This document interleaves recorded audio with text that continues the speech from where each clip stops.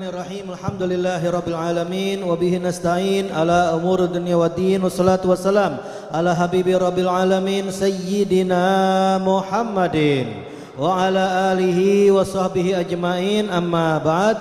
Meneruskan istiqamah kita selepas daripada pembacaan burdah, kita akan mendengarkan cerita hikmah dari Al-Habib Muhammad bin Hadi Segaf di dalam kitab Tuhfatul Asyraf, meneruskan daripada pembahasan kita pada minggu-minggu lalu, di mana ada 4 hal yang dimiliki oleh Sultanul Aulia Qutbur Rabbani wal Haqqun Nurrani Sayyidi Syekh Abdul Qadir Al-Jailani, di mana 4 hal inilah yang menyebabkan beliau mencapai magam yang sangat tinggi di sisi Allah Subhanahu wa taala. Adapun tentang sifat pertama, kejujuran, kita telah bahas. Yang kedua, sifat kezuhudannya sudah kita bahas, dan juga sifat yang ketiga, sifat rahmat kasih sayangnya sudah kita bahas. Maka pada malam hari ini sifat yang terakhir, apa itu? Adalah husnu aqidatih. Amma husnu aqidatihi, adapun kata Habib Muhammad bin Hadi Segaf, yang keempat adalah baik akidahnya, bagus keyakinannya Syekh Abdul Qadir Jailani. Fakana mushtaghilan bi talabil ilm mutalahifan alaihi mutawalli'an bih. Dulu Syekh Abdul Qadir Jailani di masa beliau masih menuntut ilmu agama, beliau adalah sosok yang gemar, sosok yang senang dengan yang namanya ilmu. Wa kana qarinan fi talab libni Saga wa ibni Abi Usrun, di mana beliau ini adalah teman dekat di dalam belajarnya kepada Ibnu Saga dan Ibnu Abi Usrun. Kenapa dipilih keduanya? Waqtara suhbatahuma likaunihima ahludz zaka wa fitnatin. Dipilih keduanya oleh Syekh Abdul Qadir Jailani di dalam belajar dikarenakan keduanya ini adalah sosok yang cerdas, sosok yang pintar di atas rata-rata sahabat-sahabatnya. Untuk apa belajar dengan orang cerdas, orang pintar, berteman dengan mereka berdua? Kay yasta'in biha inda muraja'atil masail wa hilal mushkil minha, agar Syekh Abdul Qadir Jailani bisa meminta tolong dengan kecerdasan, dengan kepahaman yang dimiliki oleh kedua sahabatnya ini di dalam menelaah tentang masalah-masalah agama dan menguraikan tentang perkara-perkara yang rumit di dalam agama. Hatta annahum ijtama'u wa tashawwaru ala an yakhruju indal ghaus.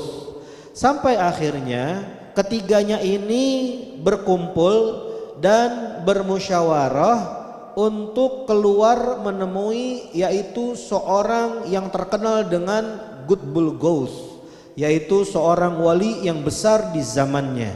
Wa kanal Ghaus rajulan masyhuran bil ibadah was salah wa yuzar min kullin nawahi.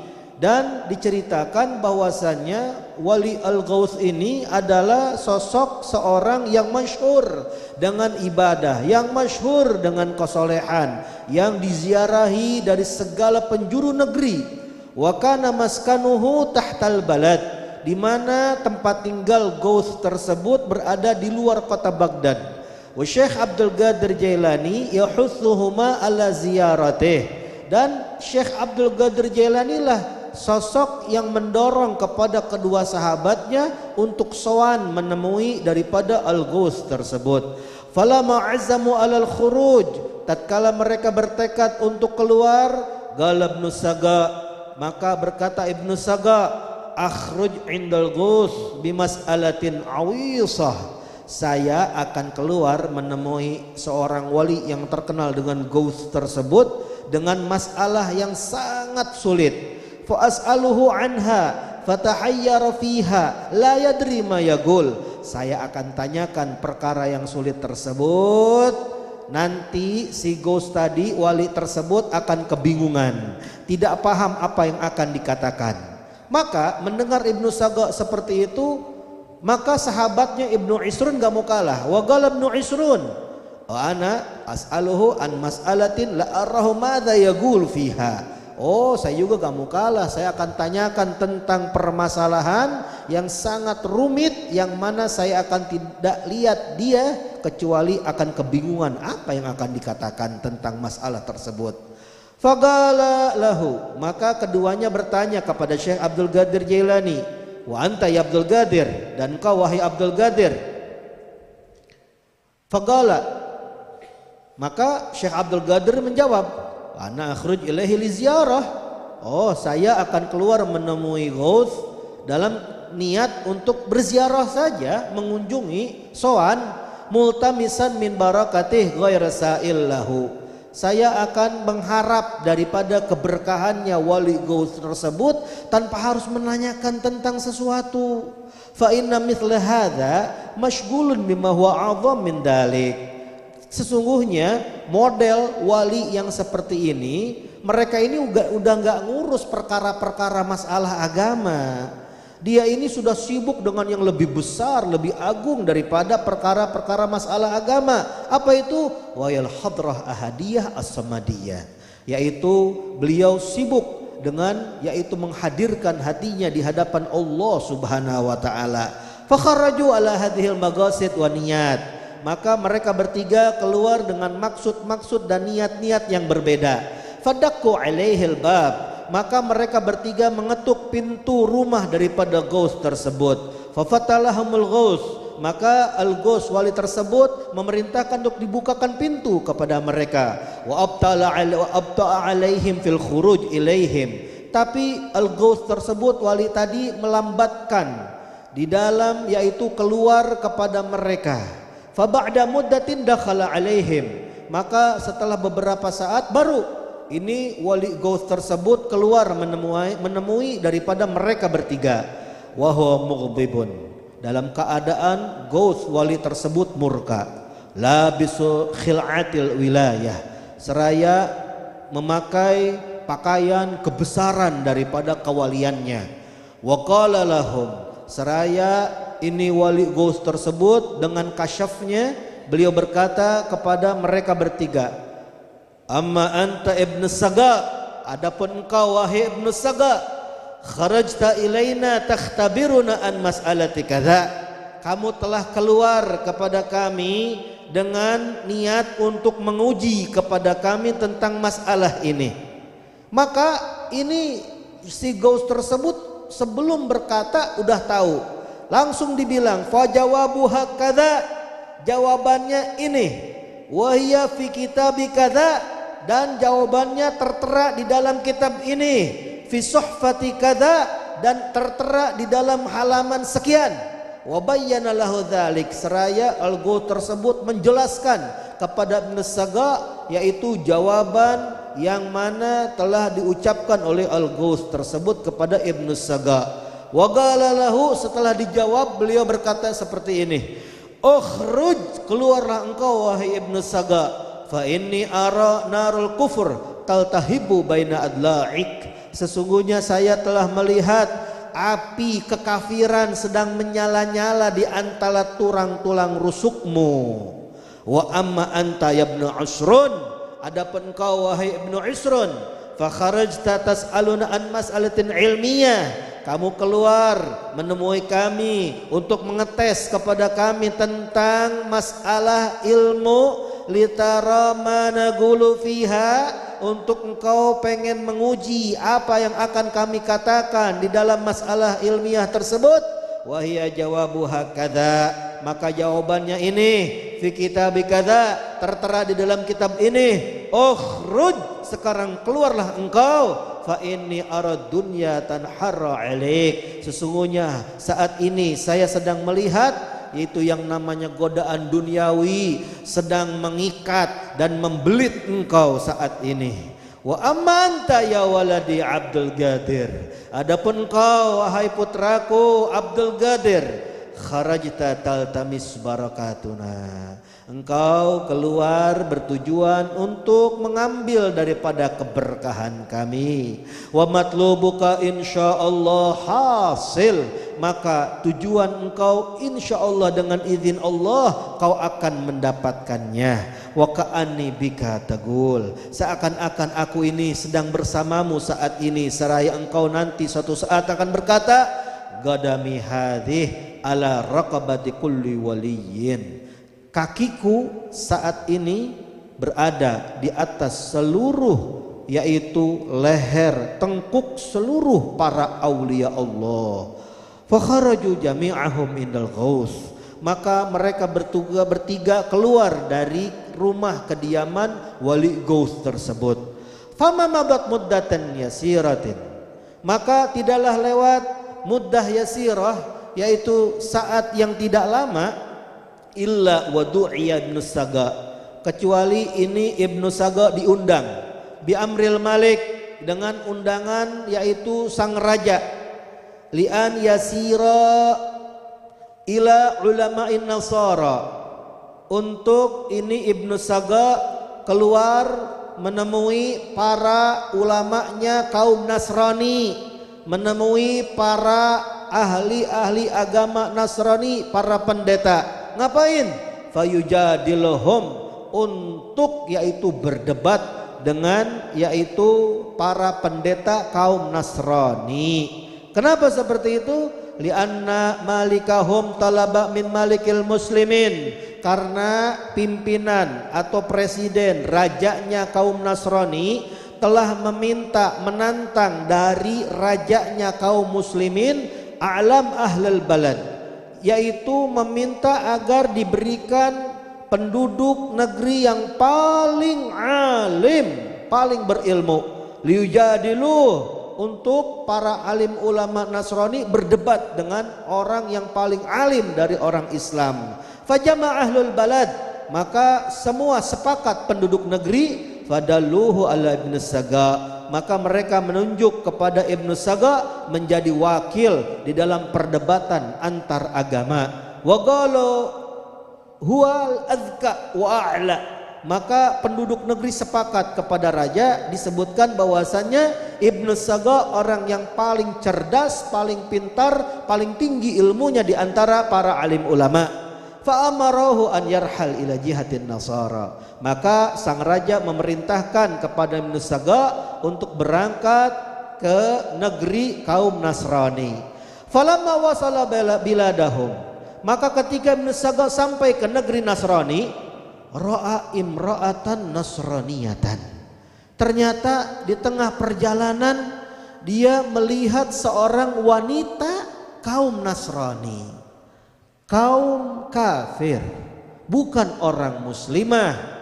Dan ketika dia melihat perempuan Nasraniyah tersebut, fa'ashiqaha, dia ternyata jatuh cinta pada pandangan pertama kepada ini wanita Nasrani tersebut.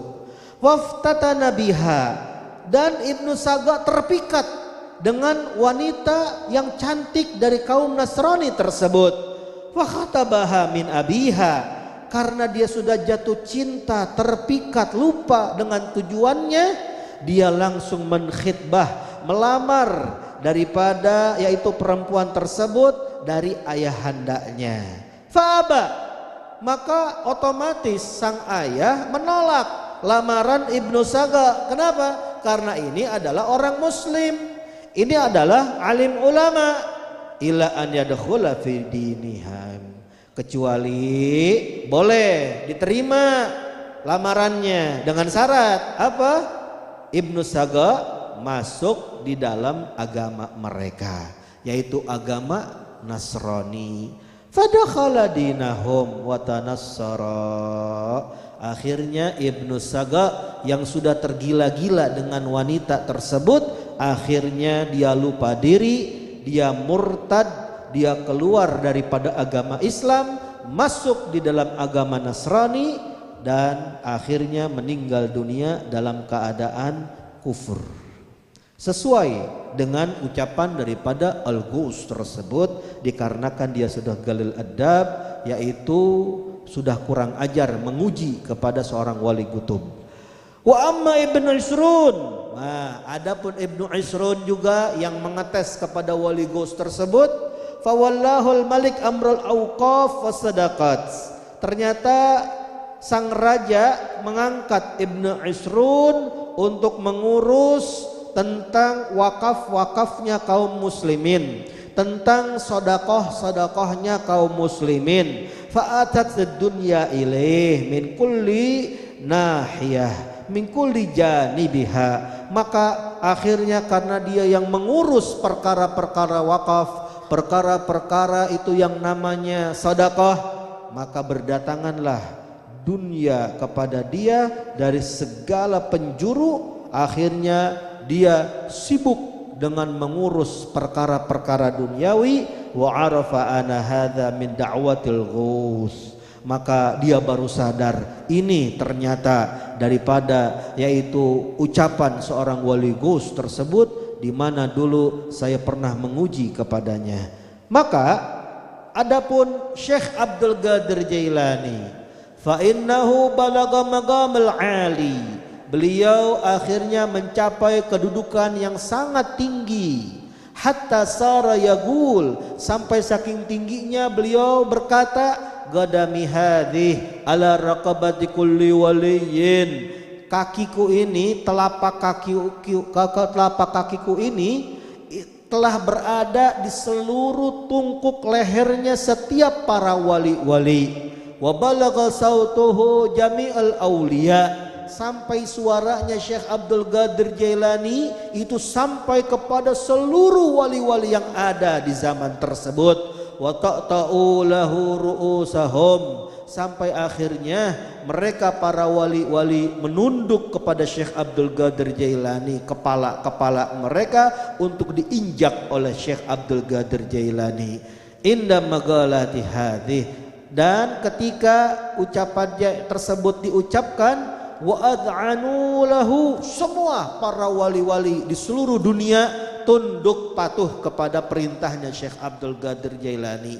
Ila itsnain lam yata'ta'a ru'usahuma, kecuali ada dua wali yang cengkal. Ini dua wali gak mau tunduk, tidak mau menerima kewaliannya Syekh Abdul Qadir Jailani, gak setuju dengan pangkat kedudukan Sultanul Auliyanya Syekh Abdul Qadir Jailani, sehingga dua wali tersebut gak mau menundukkan kepalanya untuk diinjak tengkuk lehernya oleh Syekh Abdul Qadir Jailani. Apa yang terjadi? Fa lubisa maqamahuma, akhirnya dicabut magam kedudukan kewalian keduanya karena tidak mau tunduk patuh kepada Syekh Abdul Qadir Jailani. Hatta anna ba'dal masyayikh kharaj min baitihi huwa wa talamidatuh lis-shalah, sampai diceritakan bahwasanya sebagian guru besar ada yang keluar dari rumahnya dia bersama murid-muridnya untuk mengerjakan salat. Faqarrabu lahu baghlatahu liyarkabaha, sampai murid-muridnya mendekatkan kepada sang guru yaitu kendaraan untuk ditungganginya. Fawaqafa sa'atan wa ta'ta'a ra'sahu, sampai ini sang guru berdiam sejenak lalu menundukkan kepalanya. Faqalu lahu malak hakadha, akhirnya murid-muridnya bingung bertanya kepada sang guru, kenapa kamu berbuat seperti ini wahai guru? Faqala, maka sang guru berkata, inna sahibul waqt alladhi huwal gutub, adapun pemilik atau penguasa waktu saat sekarang zaman ini, yaitu gutubnya, sentralnya, pimpinannya seluruh para wali. Sami'tuhu yaqul, saya saat ini sedang mendengar ucapannya wali gutub tersebut. Berkata apa? Hadhihi sa'ah gadami hadhi ala raqabati kulli waliyin, pada saat ini, pada detik ini, kaki saya berada di atas tungkuk lehernya seluruh para wali-wali. Fata'tu ra'siyah, maka saya langsung tundukkan kepala saya untuk diinjak oleh yaitu wali gutub yang sekarang sedang berkuasa, tidak lain tidak bukan adalah Syekh Abdul Qadir Jailani. Wa hakadha kullu waliyin ta'ta'a ra'sahu ta'addaba ma'al kutub, begitulah setiap wali menundukkan kepalanya, beradab di hadapan seorang wali gutub. Maka kata Al Habib Muhammad bin Hadi As-Segaf, beliau berkata, la syai' mithlu husnudzon, enggak ada sesuatu yang lebih baik seperti baik sangka, husnudzon, seperti Syekh Abdul Qadir Jailani ketika sowan menemui seorang wali kutub, tidak seperti sahabatnya yang menguji, yang pengen mengetes. Adapun Syekh Abdul Qadir Jailani baik sangka, bagus keyakinannya kepada wali tersebut. Maka pesan daripada Habib Muhammad bin Hadi, ahsinu dzununakum billah wa bi khalqih, maka perbaikilah, perbaguslah sangka-sangka kalian kepada Allah dan kepada makhluknya Allah. Seraya beliau berkata dengan syair, wal mar'u in ya'taqid syai'an wa laysa kama yadhunnuhu lam yakhib wallahu yu'tih. Seseorang apabila sudah berkeyakinan kepada sesuatu, ternyata kenyataannya tidak sesuai dengan sangkanya, dia tidak akan pernah kecewa. Kenapa? Karena Allah pasti akan memberi kepada dia sesuai dengan sangkanya. Sehingga menutup daripada cerita tersebut, Habib Muhammad bin Hadi Segaf berkata, wala syakka, tidak diragukan lagi, anna man amalallah, bahwasannya barang siapa yang bisa berhubungan dengan Allah bimithli hadhil khisalil arba', dengan 4 sifat alati alimahul bihal Jailani, yang mana 4 sifat tersebut sudah diamalkan oleh Syekh Abdul Qadir Jailani, yaitu sifat kejujurannya, sifat kasih sayangnya, sifat kezuhudannya, sifat keyakinannya. Maka tidak diragukan lagi, kata Habib Muhammad bin Hadi, yablug maqamal Jailani, orang yang bisa menguasai 4 sifat tersebut akan mencapai kedudukannya Syekh Abdul Qadir Jailani, wa ala minhu, bahkan bisa lebih tinggi daripada Syekh Abdul Qadir Jailani. Wa madzalika 'ala Allahi bi'aziz, karena perkara tersebut adalah perkara yang gampang dan mudah bagi Allah Subhanahu wa taala yang memberikan magam kedudukan para hamba-hambanya. Semoga kita yang mendengarkan cerita Syekh Abdul Qadir Jailani, di mana 4 sifat tersebut yang menjadikan kunci kesuksesan beliau menjadi orang yang berhasil dunia dan akhirat, semoga kita semua juga dijadikan orang-orang yang sukses oleh Allah Subhanahu wa taala di dunia serta di akhirat, dijadikan kedudukan kita yang tinggi di sisi Allah Subhanahu wa taala, dicapaikan cita-cita kita, digobulkan hajat maksud kita, diperbaiki hati kita, sifat kita, sehingga dihiasi dengan sifat rahmat, dengan sifat sidik, dengan sifat zuhud, dengan sifat husnudzan, berkahnya Syekh Abdul Qadir Jailani. Rabbi fanfa'na bi barakatihim wa hadinal husna bi hurmatihim wa amitna fi tariqatihim wal mu'afatin minal fitani.